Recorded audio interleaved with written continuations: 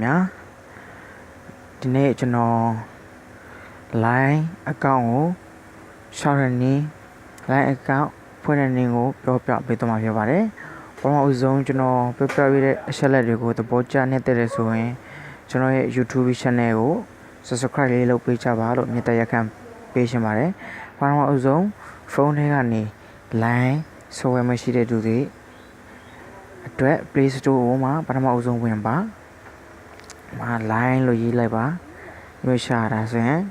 line လို့ရပါမယ်เนาะအဲ့မှာ download ဆွဲပါကျွန်တော်ရှိပြီးသားအတွက်မလို့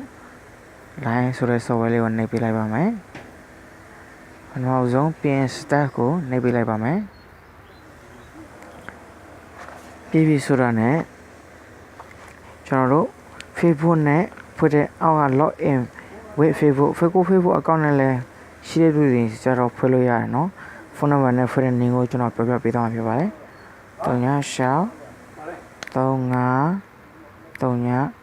18ခွန်36นี่ก็อยู่ดีแล้วว่าแล้วคนหายไปไหนหมดဆိုရင်နေပြရမယ်နော်ပြီးရင်ကို6လုံးလာခဲ့လိမ့်မယ်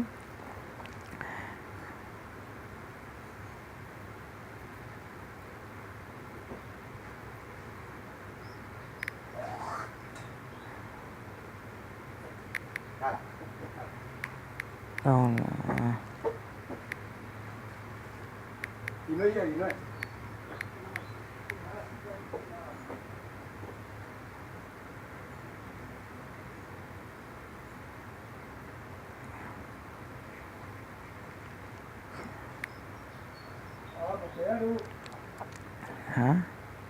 ဆင်းအောင်လည်းနေပြလိုက်ပါ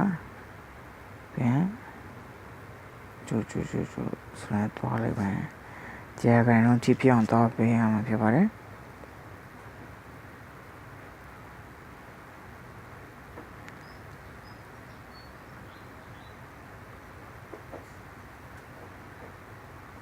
ခုဒါဆိုရင်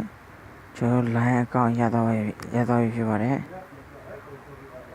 ပြီးရင်ကျွန်တော်တို့ line ကိုပုံပြင်မတင်မလဲဆိုတော့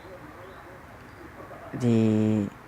cover photo နဲ့ profile photo เนาะ edit profile ဆိုနေရာနေပြလိုက်ပါဒီမှာဒါ profile เนาะပထမအပေါ်တစ်ခုက camera မှာဆက်ရှင်ရိုက်ပြီးဒီမှာမဟုတ်ပုံမှာပါเนาะပုံမှာထည့်မယ်ဆိုရင်ထည့်လို့ရပါတယ်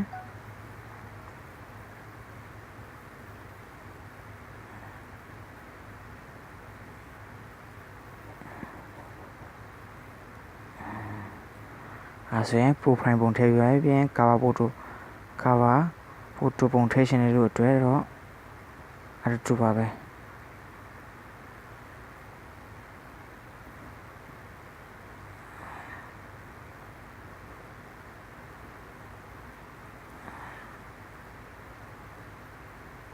ဆိုရင်